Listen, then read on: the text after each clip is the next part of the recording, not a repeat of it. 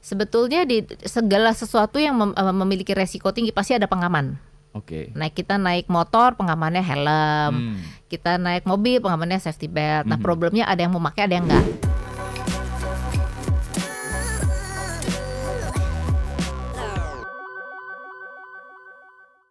Bu Alis, resiko pasti ada apapun ya, dan ini juga di trading pasti ada resiko.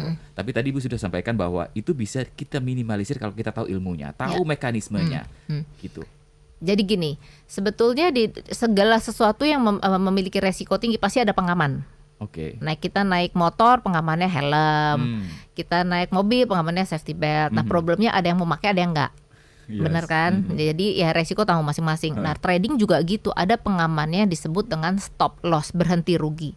Jadi kayak kemarin kalau ada yang bilang, Bu tapi teman saya hilang semua Bu duitnya, coba tanya sama dia pakai stop loss atau enggak. Kalau pakai stop loss nggak mungkin hilang semua. Jadi maksudnya gini, oke Bu, saya pedagang, saya tahu akan ada resiko uang saya nanti saya masuknya $1.000 misalnya ya. 1.000 tapi saya jangan hilang semua ya. Oke, Bapak Ibu siap hilang berapa nih? Jadi kita harus plan dari awal kan. Tadi saya udah ngomong paling mentok 100 200 lah Bu. Oke, ya udah masukin di sistem Bapak Ibu. Kalau misalnya nanti transaksinya berkurang 200, dia akan tutup otomatis. Nah, ini perlu ngitung. Jadi nanti kita belajar hitung-hitungan ya. Itu yang disebut dengan stop loss. Kemudian dengan menggunakan rasio, stop loss pun juga bisa 10 kali transaksi, 6 kali rugi, 4 kali untung kita masih bisa untung. Jadi pakai rasio antara stop loss dan taking profit namanya ya.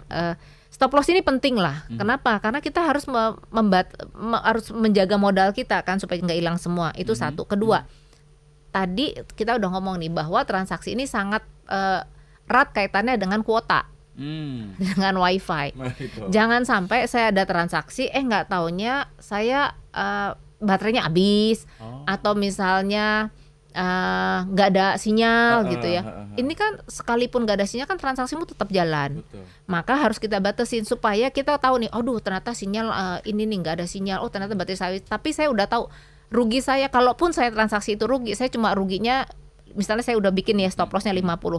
Kalaupun saya rugi, saya udah tahu ruginya cuma 50.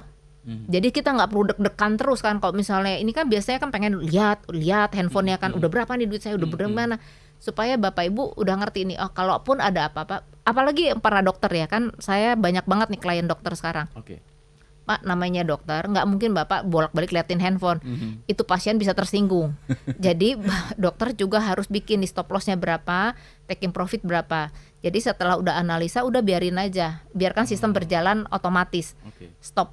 Stopnya di mana nih, di untungnya atau di ruginya. Makanya buat Bapak Ibu juga salah kalau ada yang bilang, Bu tapi saya tuh pengen belajar trading, tapi saya lihat-lihat kayaknya orang-orang tuh diliatin terus transaksinya. Itu yang salah. Nggak usah diliatin terus, kita cuma butuh ngelihat kalau mau entry doang, mau pasang posisi.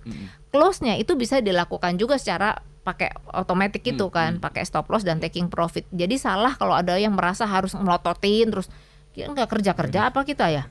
Enggak gitu cara kerja. Makanya bicara tentang trading tuh tidak secetek seperti yang terlihat di luar. Itu banyak banget. Nah problemnya yang sering koar-koar adalah yang rugi. Yang untung rata-rata diem kan.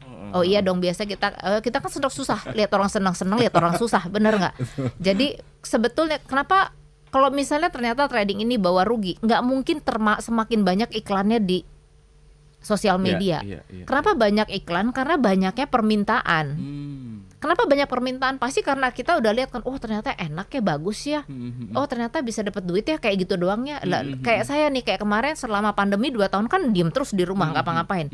Orang lain gelagapan, mereka bilang gini, lu enak juga ya kayak begituan ya kerjaan. Kan udah saya bilangin, saya ngajar trading udah hampir 10 tahun. Dari sebelum pandemi saya udah ngomong, Bapak Ibu ayo belajar trading. Ini sudah menjadi gaya hidup di luar negeri sana. Cepat atau lambat kita pasti akan ke sana. Nasabah saya semenjak saya ngajar online itu banyak banget ya, terima kasih buat Sonora juga karena banyak sekali nasabah saya tuh dari luar negeri karena dengar Sonora. Ada yang dari Belanda, ada yang dari Australia kemarin. Itu mereka ikut di tempat saya kan. Mereka bilang, iya Bu, di sini di negara ini kalau misalnya kita nggak ngerti trading itu udah kayak orang udik, udah kayak orang ketinggalan zaman aja. Makanya saya mau belajar nih sekarang. Oh iya oke, kita belajar sama-sama. Jadi teknologi jangan dilawan, Pak. Diadaptasi, disesuaikan. Kita harus mau Menyesuaikan beradaptasi. diri. Kalau enggak kita kemakan zaman. Betul. Kita harus sadar diri lah. Kita yang kolonial ini usia 40 tahun ke atas sedang nebeng di zaman milenial. Zaman milenial di mana segala sesuatunya sudah terintegrasi secara digital. Betul. Jadi nyari uang pun bukan harus lagi kitanya harus pakai dasi pergi ke kantor. Enggak selalu harus begitu. Kerja di rumah, manfaatkan teknologi yang ada itu juga bisa menghasilkan. Makanya cermat, bijak menanggapi situasi yang ada. Jangan merasa apaan nih, ya belajar, Pak. Oke, ini menarik, trading menjadi gaya hidup tadi, lifestyle yang menghasilkan.